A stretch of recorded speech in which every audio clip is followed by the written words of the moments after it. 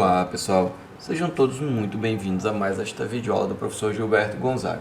Dando continuidade à sequência de treinamentos sobre servidores web, FTP, Correio e DNS, nesta videoaula eu estarei demonstrando como configurar um servidor do tipo HTTP, ok? Então nós temos aqui 3 servidores Windows Server 2003, como já foi dito em aulas anteriores. Vamos aqui para o nosso primeiro servidor, o SRV-mail01. Aqui nós temos o template, que também já foi demonstrado na aula inicial.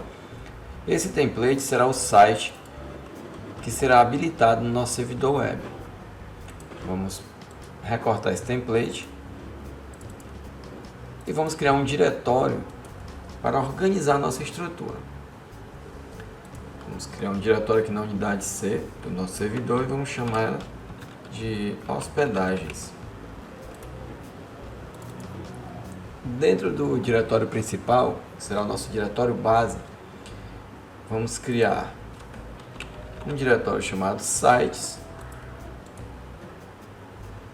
e um segundo diretório chamado logs. Qual a finalidade desses dois diretórios? No diretório sites, aqui nós vamos adicionar todos os templates, ou seja, qualquer site que seja necessário habilitar nesse servidor, nós iremos organizar nesse diretório. E o diretório logs, nós iremos organizar os logs de cada site habilitado nesse servidor. Então, dentro do diretório sites, vamos colocar o nosso template. O nosso template ele está aqui com o nome de corporate. Imaginem, por exemplo, que aqui é o nome de uma empresa, a empresa para o qual esse site será habilitado, ok?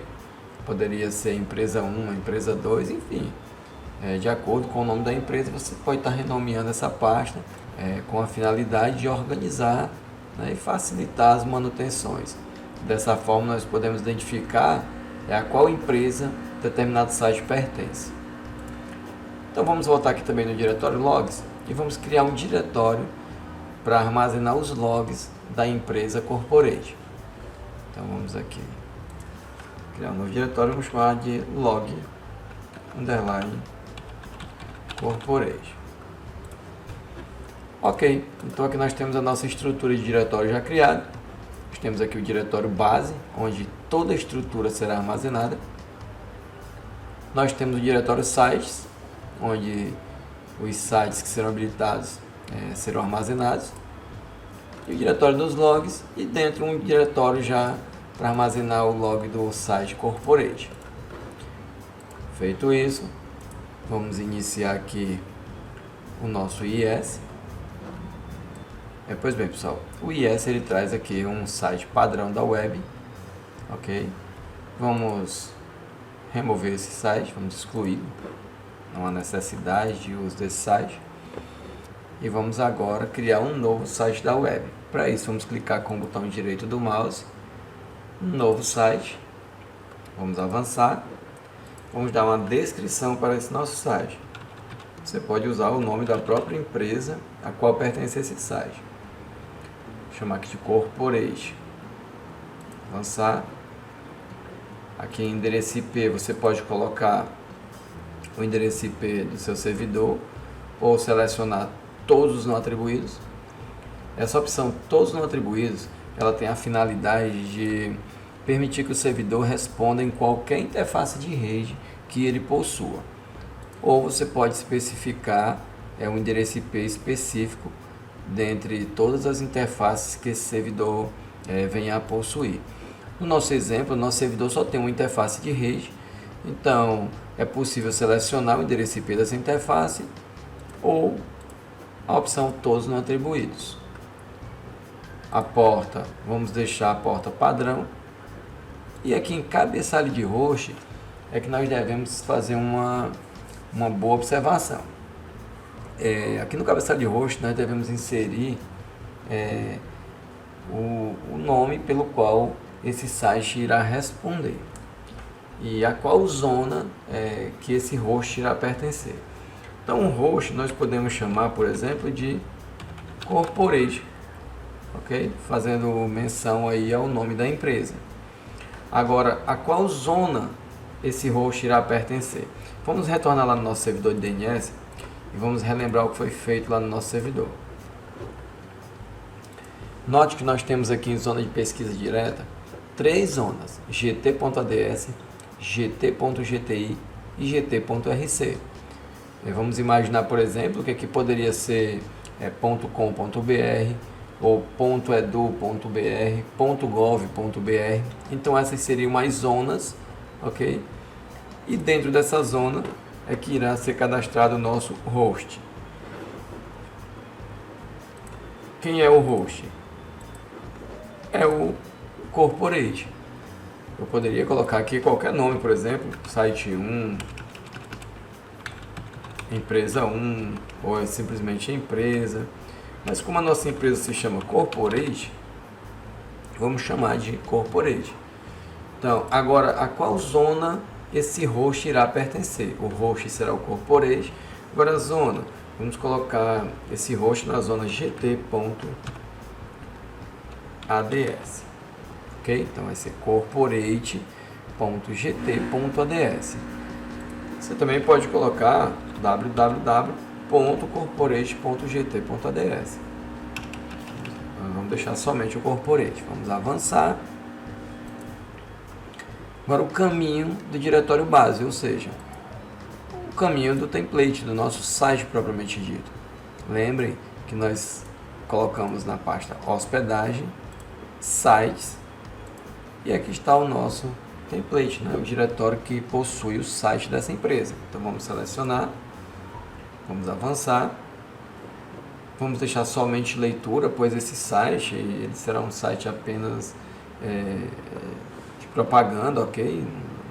Não há banco de dados, não tem formulário, não possui nada para receber nenhum tipo de informação, apenas para exibir. Então somente leitura é suficiente. Vamos avançar, vamos concluir. Outra coisa que é importante é você observar, por exemplo, quem é o arquivo index, ou seja, o arquivo principal que será startado sempre que esse site for acessado. Percebam que dentro da pasta corporate nós temos diversos arquivos e um deles se chama index.html, ok? Então, vamos aqui no site corporate, vamos em propriedades, vamos aqui em documentos e notem que aqui nessa ativar página de conteúdo padrão não possui um arquivo de indexação chamado index.html, nós temos index.htm, ok? Então vamos adicionar esse arquivo. Vamos em adicionar e vamos digitar index.html. Ok, nós já temos aqui. Você pode mover para cima, ok, para tornar a consulta mais rápida. Mas se você não fizer isso, ele irá procurar pelo primeiro, ele vai perceber que não existe esse arquivo aqui, vai tentar o segundo e assim sucessivamente até que ele encontre o index.html. Você também pode estar removendo os arquivos que não são necessários, deixe somente aí o index.html. Vamos aplicar e vamos dar um OK. Bem, pessoal, outra coisa que nós temos que observar também é o arquivo de logs. Se nós criamos um diretório na unidade C,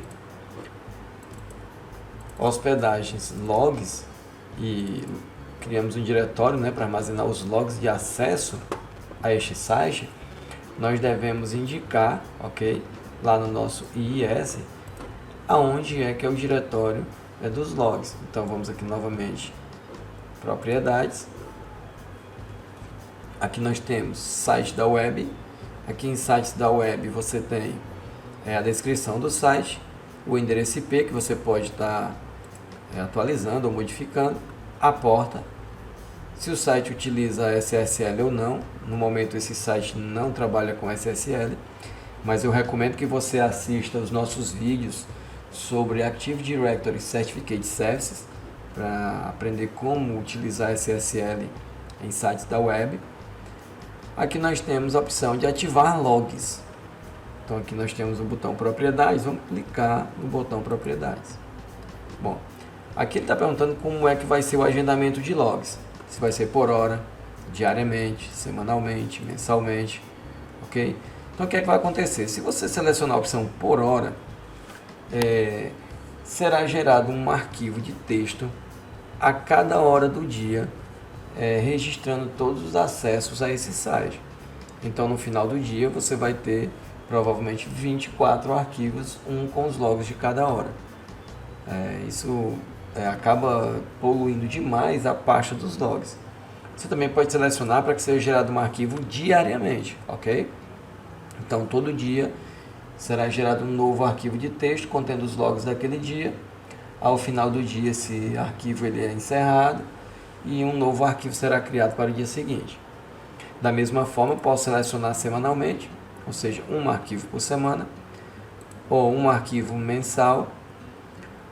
Eu posso também selecionar a opção tamanho de arquivo ilimitado, onde ele vai criar um único arquivo com os logs gerais, de todos os dias e todos os horários. Essa opção eu não acho muito viável, porque ele vai gerar um arquivo muito grande.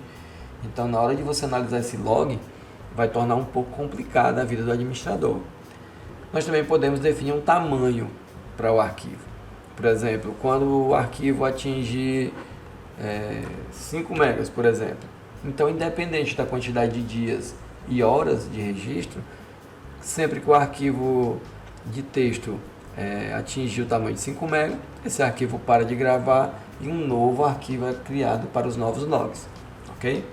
Vamos deixar aqui diariamente, mas isso fica a critério do administrador, ok? A melhor forma possível de armazenar os arquivos de log. E agora o local do log. Vamos aqui procurar e vamos informar que esses logs eles vão ficar em hospedagens, logs, log corporate.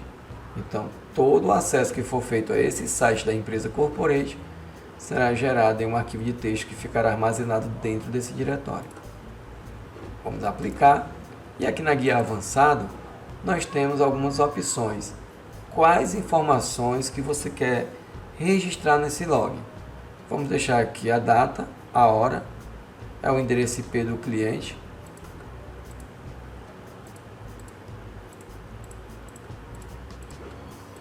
Só para demonstração, vou deixar apenas algumas opções. O agente do usuário também, vamos deixar marcado. Pronto, então só que essas 4 informações registradas em log. Até porque o log de acesso ao servidor web ele gera muita informação. Então, quanto mais informação você selecionar, mais poluído vai ficar o arquivo contendo os logs.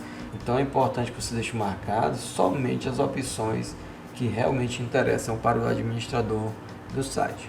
Vamos aplicar, ok. Vamos aplicar novamente e ok.